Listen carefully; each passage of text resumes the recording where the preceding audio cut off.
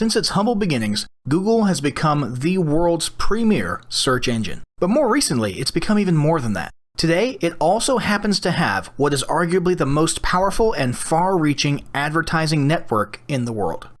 Today, with Google AdWords, you can put your offers in front of motivated buyers as sponsored search results. This means people are seeing your ad at the very moment they're searching for your solution. What could be more powerful than that? Then there's the display network. Ever notice all those images and ads in the sidebars, top and bottom of almost every website you visit? And more banners mixed in with the content? Often retargeting ads for a product you recently viewed? There's a good chance most of those ad spots were part of the Google display network. When you combine the perfect timing of search result ads and the far reach of the display network with the very reasonable cost per click of Google AdWords, it becomes a must-have advertising solution. Here's some stats that paint a clear picture of why you should be using Google Ads.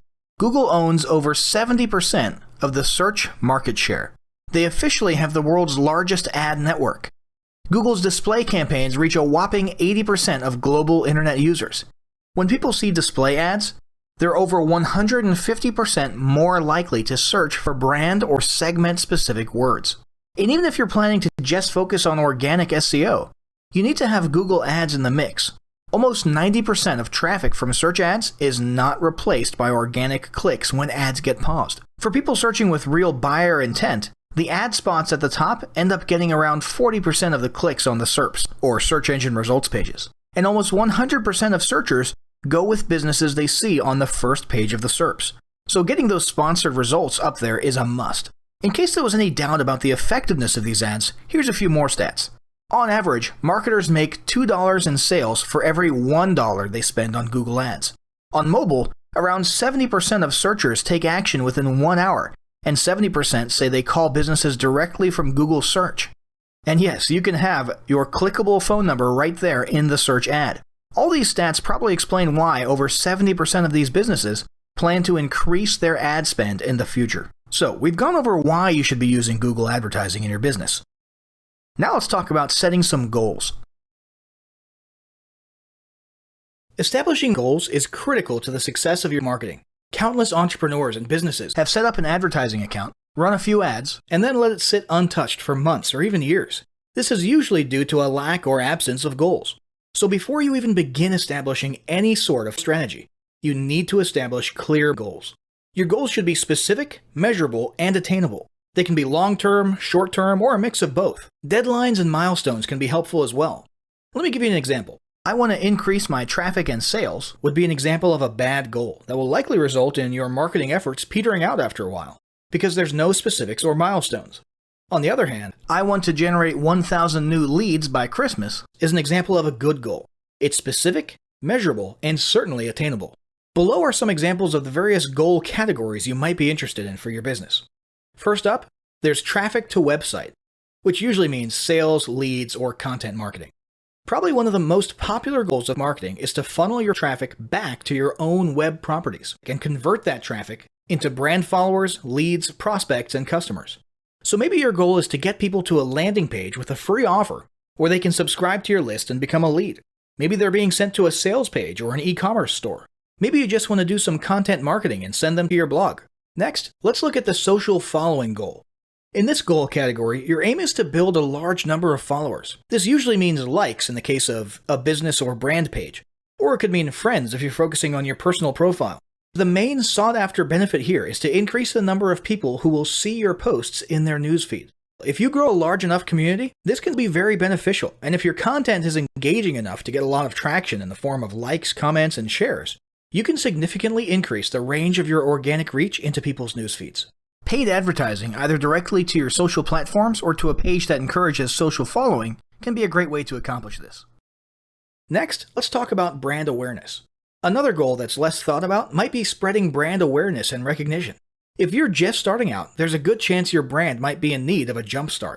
If nobody's ever heard of you, a great way to increase recognition is to simply flood the web with ads that direct people towards unique, helpful, or entertaining content, and get your name, logo, and overall brand identity in front of as many eyeballs as possible, as many times as possible.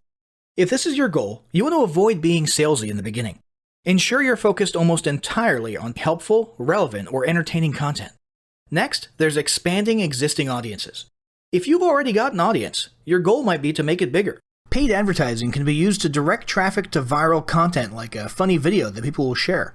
Other ways to expand existing audiences can include driving paid ads to contests, sweepstakes, and gamification systems. Assuming your offers and prizes are compelling enough, incentivized sharing and engagement can be very effective.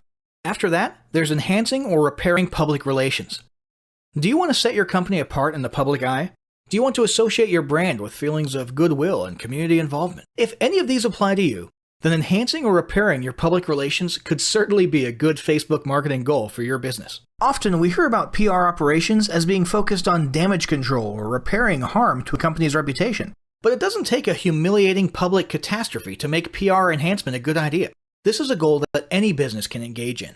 Non-sales related campaigns can include photos or videos that foster positive values and goodwill, or even involvement in social movements or noble causes. A quick note about the social movements: be careful not to alienate half of your prospects.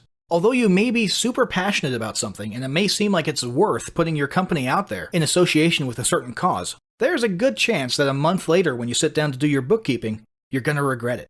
So just be careful how you go about that. Here's some more ideas. Did your business recently donate to a charity? Build a school in a third world country? Serve food at a local pantry? These are all things to send paid advertising traffic to. These don't necessarily need to be about things that your business participated in.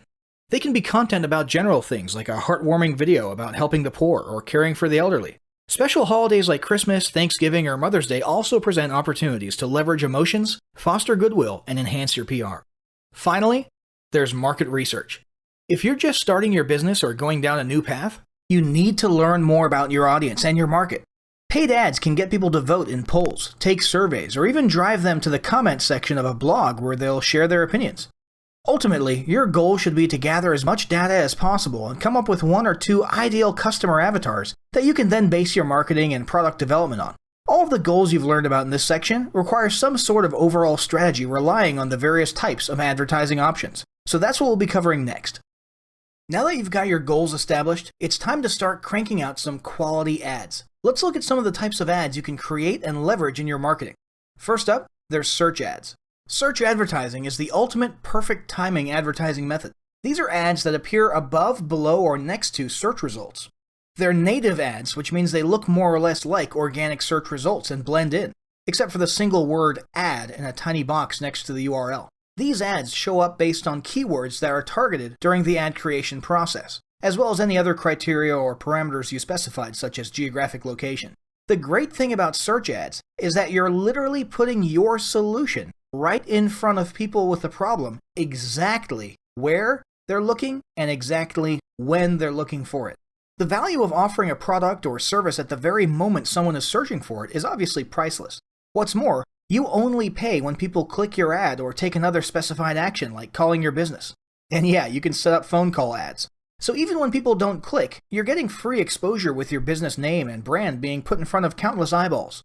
Next, there's search remarketing. As if search ads weren't already cool enough, with search remarketing, you can take your ad spend efficiency and ROI to a whole new level. Unlike standard remarketing or retargeting, which follows people around the web, search remarketing is still something that happens on the search engine results pages. It allows you to show search ads specifically, not just to people using your targeted keywords, but to people using your targeted keyword and who recently were on one of your web properties. What does this mean? It means you're fine-tuning your ad campaigns and your ad spending down to a super qualified group of prospects. This means more bang for your buck and greater ROI in the long term. Then there's display ads. Google's display ads appear on more than 2 million websites around the web. If your audience is online, there's a very good chance they're spending a lot of time on sites that are part of the display ad network.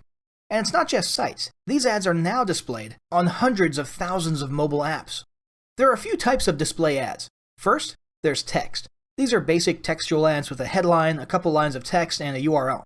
But then, there's banner ads. These are the actual image ads that you see in the sidebars, the tops and bottoms of pages, and snug in there in the middle of content as you scroll down through a blog or forum page. And it's not just plain images. These can be rich media, interactive elements, animated images, and more. More recently, you can even put your ads right inside of Gmail. Finally, there's video ads. Arguably one of the coolest advertising developments in recent years, Google's YouTube video ads are an incredibly powerful tool. All you need is a short video, such as a talking head video or an animated video or anything like that, and then using the AdWords creation process, you can then make YouTube ads that display in front of relevant or targeted people on YouTube. Your video either will appear in the search results, in the related videos column, or even play automatically at the beginning of other videos using the TrueView system. Not only do you get to target and put these video ads in front of the perfect audience, but you only pay when people express interest in your ad. So, all these advertising methods are clearly great and present an incredible opportunity to help you grow your brand and your business.